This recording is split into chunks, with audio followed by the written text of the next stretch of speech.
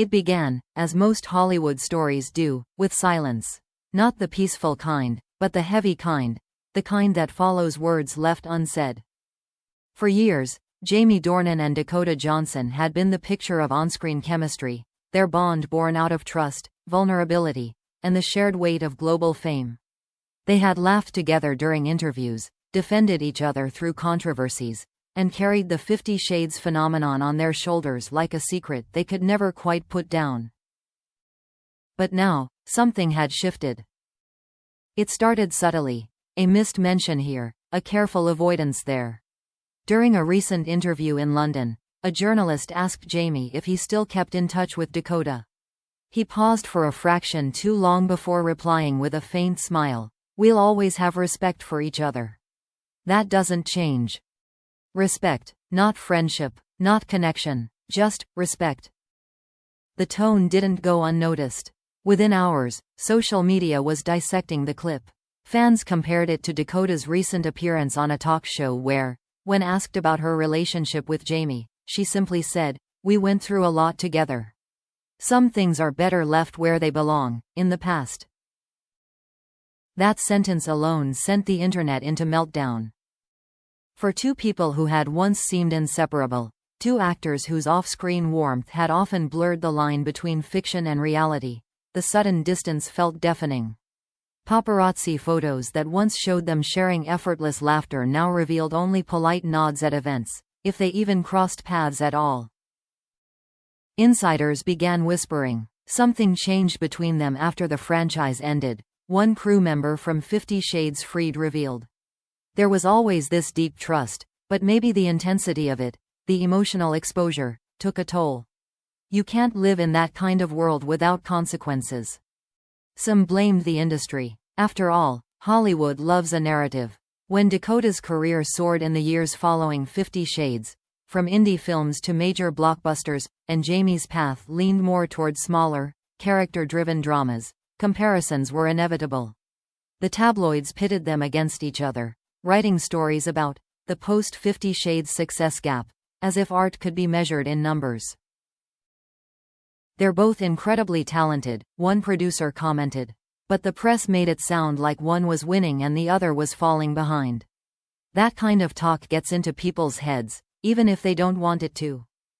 Whatever the reason, the easy closeness they once shared had been replaced by something unspoken, a quiet tension that neither of them acknowledged but everyone could feel.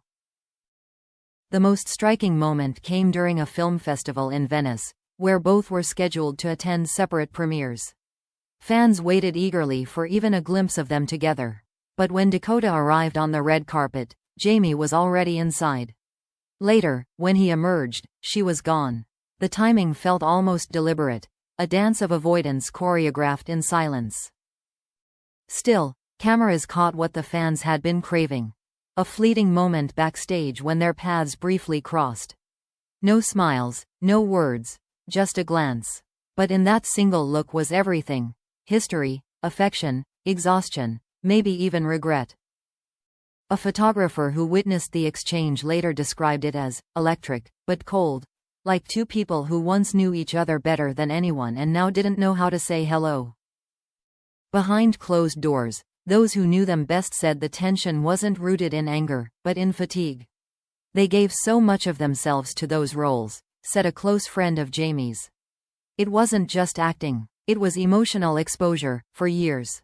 When it was over, they both needed to rebuild who they were outside of that world. Maybe they just couldn't do that together. Still, rumors of a deeper rift refused to die. Some insiders claimed Jamie had grown frustrated by constant questions linking him to Dakota, while others suggested she had grown distant, tired of reliving a chapter of her life that she'd outgrown. And yet, despite the apparent distance, neither had ever spoken ill of the other. Every answer remained careful, measured, professional, the kind of restraint that said more than any confession could. At a recent press junket, when asked whether he'd ever work with Dakota again, Jamie hesitated before replying with a small, bittersweet smile. "If the right story came along," he said. "But maybe we've already told ours." That single line echoed across social media like a farewell wrapped in politeness. And for the fans who had watched them evolve from co-stars to confidants, it was a painful realization that sometimes, silence doesn't come from hatred or bitterness, but from something far more tragic. The quiet understanding that some bonds, no matter how deep, can't survive the weight of what they've been through. As one insider summed it up, "They're not enemies. They're just ghosts in each other's story now." Weeks turned into months, and the silence between Jamie Dornan and Dakota Johnson became louder than any argument could ever be. Neither had spoken directly about the other, yet every word they didn't say became fuel for Hollywood's endless speculation. By now, fans had begun to sense it, not anger, but distance. The kind that grows slowly, like frost creeping across glass. The once warm, easy affection between them had cooled into something measured, deliberate. Polite smiles at award shows, passing nods during interviews, rehearsed phrases like, "We'll always have mutual respect." It all sounded so civil, so controlled, and so heartbreakingly final. Behind the scenes, insiders said the tension had less to do with emotion and more to do with everything that came after 50 Shades. The trilogy had made them global icons, but it had also trapped them in a shadow neither could fully escape. Dakota became a symbol of freedom, reinvention. She took risks, reinvented herself, one Hollywood producer explained. Jamie, meanwhile, was constantly being pulled back into that character. He wanted to prove himself beyond it. Somewhere in that process, they started walking two very different paths. The industry, of course, noticed. Every casting announcement involving one of them came with a mention of the other. Every red carpet question about new projects somehow circled back to their chemistry. Even when they were continents apart, their names were never truly separated. That pressure began to wear thin. At one press conference in Los Angeles, Dakota was asked, again, if she'd consider reuniting with Jamie for another film. Her answer was calm, but her tone carried something sharper underneath. "I think what we had was lightning in a bottle," she said. "You can't recreate that, and maybe you shouldn't try." When journalists showed Jamie the clip days later during his own interview, he smiled, but his eyes flickered with something else. A trace of hurt, maybe even pride. "She's right," he replied after a pause. "We did something unique, but sometimes, when lightning strikes, it leaves a mark." That quote, "It leaves a mark," became the headline everywhere. And suddenly, what had once been a cherished creative bond was now framed as a rift. Reports began to surface claiming that Jamie and Dakota had quietly turned into Hollywood rivals. Their fans debated endlessly. Was it professional competition? Unresolved emotion? Or simply two people struggling under the weight of an image they never asked for? One anonymous studio insider revealed something more nuanced. "They're not fighting. There's no bad blood. It's just unspoken. Both of them are proud, both deeply sensitive, and neither wants to be defined by the other anymore." That kind of shared fame, it's beautiful, but it's also suffocating. Still, some moments hinted that the story wasn't entirely over. At a private charity gala in London, they both attended, by coincidence or fate, no one could tell. When Dakota arrived, Jamie was already inside, speaking with guests. For a long moment, their eyes met across the crowded room. The cameras didn't catch it, but those who were there swore it was unmistakable. A flicker of something raw and unguarded. "They didn't speak," said one attendee. "But you could feel the history between them.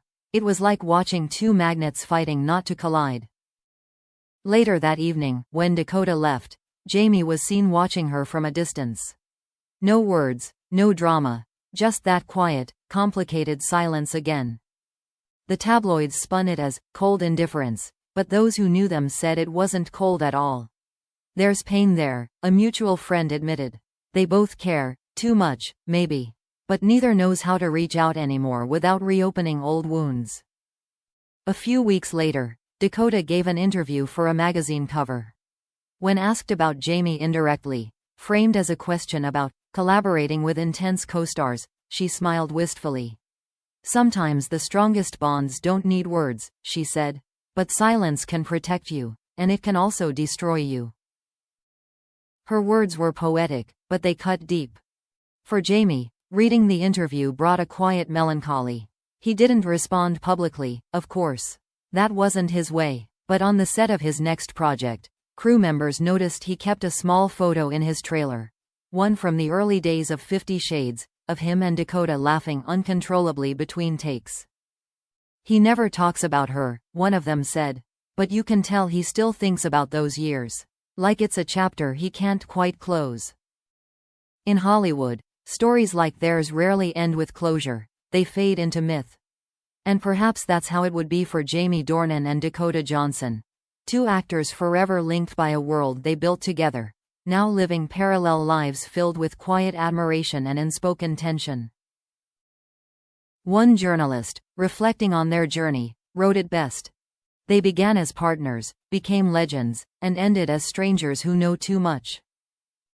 And maybe that was their fate all along, not to hate each other, not to compete, but to exist in that bittersweet space between memory and distance. Behind the silence.